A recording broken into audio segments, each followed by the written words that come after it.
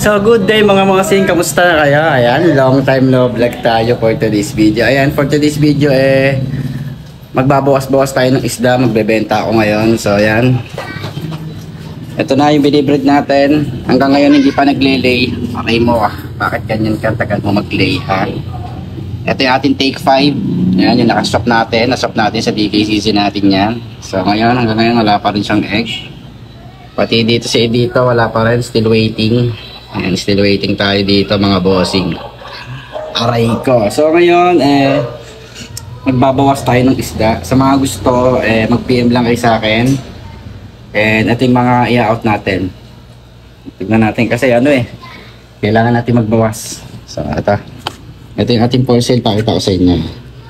So, ito yung mga natitira ko na for out na pre-juby. Ay magpahuli, ano ba yan? Aray ko. Aray. So yan, drop cock lang pero groomable yan. Ayan sa mga gusto, ayan straight clams, ma-pearl, full mask pa yan grabe ayan PM lang kayo sa price. At syempre ito pa yung isang nating ina-out. Ganun din, magkakapatid to tignan nyo naman itsura nya halos magkamukha.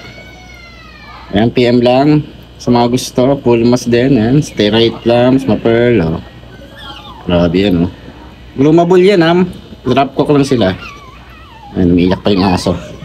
So ito pa yung ina-out natin mga bossing. Ito ay isa to, nagsasolo mapula. Wait lang, aray ko kasi may plano ako Ayan, asa na? Pahuli ka naman. Napakabilis naman ito Ayaw niya magpabenta guys. Ayaw niya magpabenta. Feeling ko gusto niya sa akin. Ayan ito grow outs natin. Ayan. So ayan, mapula yan. Straight plums din, may ulo na. Siyempre ito pa halos magkakamukhain Ito mga groomable to Ayan pero mapula yun kapal ng plums niya diba? Diba? Popogi minakot pa tayo dito isa. Pinakot natin to Aray! Itong ina, sakit. Kinikitagid ako. Aray ko. Ayan yung super cell natin. Minakot ko na rin yan. Sa mga gusto mag-PM lang kayo dyan mga mosing. So kailangan ko kasi magbawas kasi meron akong gagawin na iba. So kailangan natin yung mga tank. At siyempre ito yung mga grow outs natin. Ito yung tatlong kasali ko sa GOC. Yan, nalilate pa rin. wala kasi tayong chubby Yan, so ito yung mga ina-out na natin yan. Yung mga grow outs na yan. Yan yung mga pang-out natin. Pakita ko sa inyo. Wala, binsa dala kasi ako mag-vlog Ang hirap kasi mag-con Ano?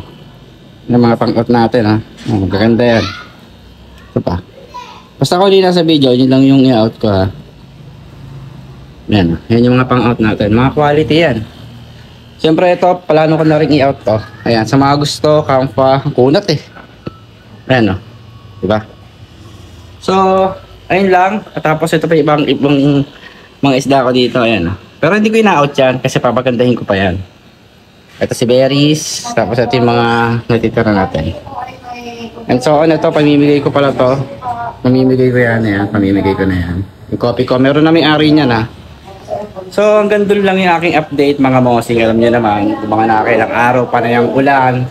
Tapos napaway pa tayo sa comment section.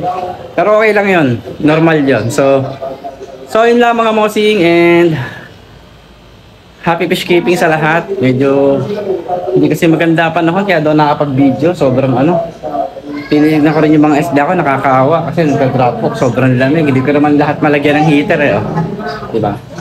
So yung malalaki natin nandoon. Yan ayun si Frankie the Prankster. Masiglang na yan. Siyempre si Tercero nandoon na yun nakasulok. Si Snowy syempre at yung aking isa pang kampa doon. So ayun lang mga mosing and happy fish keeping sa lahat. Fish out, good vibes lang Sheesh!